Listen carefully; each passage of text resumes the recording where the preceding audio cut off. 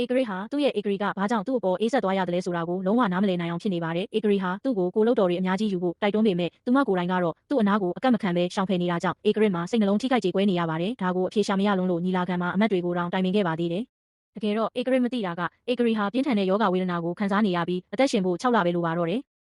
ဧကရစ်ကနန်းတော်ထဲကိုမိန်းမလှလေးတစ်ယောက်ခေါ်လာတယ်ဆိုတာသိလိုက်ရတဲ့အခါမှာတော့သူမကွယ်လွန်သွားရင်ဧကရစ်အထီးကျန်မကျန်ခဲ့စေဖို့အတွက်စိတ်အေးသွားခဲ့ရပါတယ်။တလကြာခွဲခွာခဲ့ရတဲ့ဧကရစ်ကသူမကိုအယမ်းလွန်းလို့လာတွေ့တဲ့အခါမှာလည်းဧကရီကသူ့ကိုလစ်လျူရှုပြီးသူခေါ်လာတဲ့မိန်းမလှလေးကိုပဲနှွေးထွေးစွာနှုတ်ဆက်ခဲ့ပါတယ်။အဲ့ဒီမိန်းမလှလေးကဧကရီကိုဘာလို့မနာလို့မဖြစ်တာလဲအချစ်တွေကုန်သွားပြီလားလို့မေးတဲ့အခါမှာတော့ဧကရီကအယမ်းချစ်လွန်းလို့သာအခုလိုလုပ်နေရတာပါလို့ပြန်ဖြေခဲ့ပါတယ်။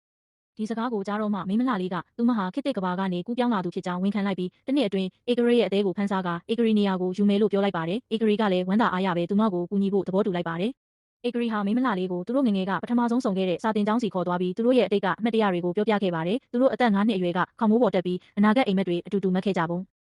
10 နှစ်အရွယ်မှာစာမလုပ်လို့အပြစ်ပေးခံရတဲ့ဧကရစ်ကိုဧကရီကခိုးပြီးထမင်းကျွေးခဲ့ပုံတွေကိုပြန်ပြောပြပါတယ်။အဲ့ဒီတုန်းကဧကရစ်ဟာသူမကိုတစ်ကမ္ဘာလုံးအတူလှည့်ပတ်ဖို့ဖိတ်ခေါ်ခဲ့ပေမဲ့ပင်မစင်းရဲမှာကြောက်တဲ့သူမကငင်းခဲ့ပူပါတယ်။အဲ့ဒီနေ့ကစပြီးဧကရစ်ဟာသူမကိုကမ္ဘာမှာအမြင့်မြတ်ဆုံးအမျိုးသမီးဖြစ်စေဖို့အတွက်စာပေတွေကိုစူးစမ်းသင်ယူခဲ့တာပါ။မင်္ဂလာဦးညမှာလည်းအမှတ်တရတစ်ပင်ဆိုင်ဖို့ငင်းခုန်ခဲ့ကြပါသေးတယ်။ဧကရစ်ကဇနီးဖြစ်သူတေဆုံးခြင်းကိုအတိတ်နမိတ်ဆောင်နဲ့ပုံနှားရိပ်သွားကွာ။ပင်ကိုမဆိုင်ချင်ပေမဲ့နောက်တစ်နေ့မနက်မှာတော့ကောင်းချီးမင်္ဂလာတွေနဲ့ပြည့်စုံတဲ့တလဲသီးပင်ကိုသူမအတွက်စိုက်ပေးထားခဲ့ပါတယ်။နောက်ဆုံးမှာတော့ဧကရီကမိန်းမလှလေးကိုမိဖို့ချောင်းထဲခေါ်သွားပြီးဧကရစ်အကြိုက်ဆုံးမုံလုံးကြီးကိုတင်ပေးပါတယ်။အရင်ကမုံလုံးရင်စားနဲ့တကြားမှားထည့်ခဲ့ဘူးပေမဲ့ဧကရစ်ကတော့ဘာမှမငြီးတွားပဲသူမကိုအားပေးခဲ့တဲ့အကြောင်းတွေကိုပြောပြနေစင်မှာပဲမိန်းမလှလေးကအဲ့ဒီလောက်ချစ်ခဲ့တဲ့သူကဘယ်အချိန်မှအချစ်တွေရပ်တန့်သွားတာလဲလို့မေးလိုက်ပါတယ်။ဧကရီပြန်ဖြေဖို့ပြင်နေတော့မှပဲတကားဝမှာဧကရစ်ရောက်ရှိလာပါတော့တယ်။